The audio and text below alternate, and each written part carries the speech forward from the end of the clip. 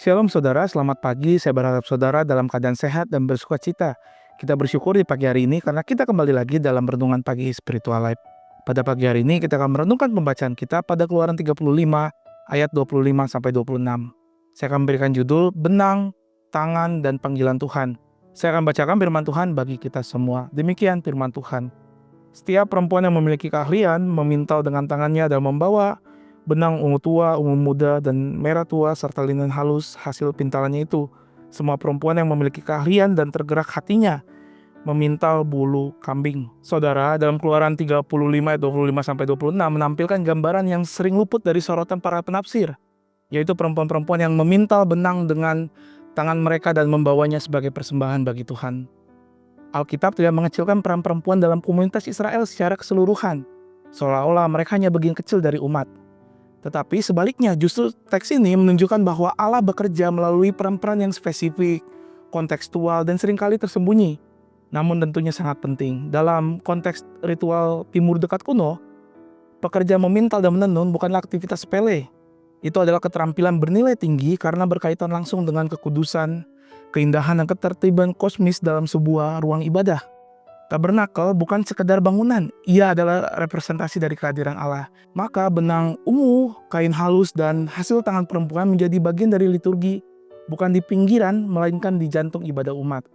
Saudara, ayat ke-25 menekankan bahwa perempuan itu adalah orang yang bijaksana hatinya. Ini bukan hanya soal teknik, tetapi kepekaan rohani. Keahlian mereka dipakai Tuhan bukan semata karena mereka mampu, tetapi karena mereka selaras dengan maksud dan kehendak Tuhan. Dalam teks ini terlihat bahwa keterampilan menjadi alat ilahi ketika hati dekat dengan Tuhan. Kedekatan inilah syarat utama yang dipakai oleh Tuhan, bukan popularitas, bukan posisi, melainkan kepekaan terhadap kehendak-Nya. Perempuan dalam Keluaran 35 tidak merancang visi yang besar, tetapi mereka adalah orang yang setia mengerjakan apa yang Tuhan percayakan. Dan dari tangan-tangan itulah kemuliaan Tuhan dinyatakan. Saudara, benang yang dipintal, warna-warna yang disiapkan, dan setiap gerakan yang dilakukan dengan kesadaran bahwa apa yang dikerjakan bukanlah sekedar kain, melainkan bagian dari tempat Tuhan berdiam. Tidak ada yang membandingkan dirinya dengan yang lain. Setiap orang tahu apa yang ada dalam tangannya, dan itu cukup karena Tuhan yang memintanya.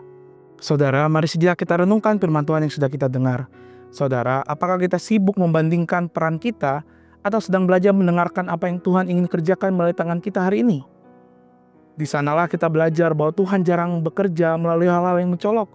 Ia hadir dalam kesetiaan, dalam kepekaan, dan dalam ketaatan yang tenang. Ketika manusia membawa apa yang bisa ia kerjakan, dan Tuhan menuntun kemana ia harus dipakai, terjadilah kolaborasi yang indah. Kehendak Allah bertemu dengan kerelaan manusia. Maka hari ini mungkin kita tidak memintal benang, tetapi kita memintal hidup melalui keputusan kecil, pekerjaan yang sederhana, kesetiaan yang sering tak terlihat. Namun jika semua itu dikerjakan dengan hati yang dekat kepada Tuhan, maka hidup kita pun menjadi bagian dari karyanya. Tidak besar di mata dunia, tetapi cukup karena Tuhan yang memakainya.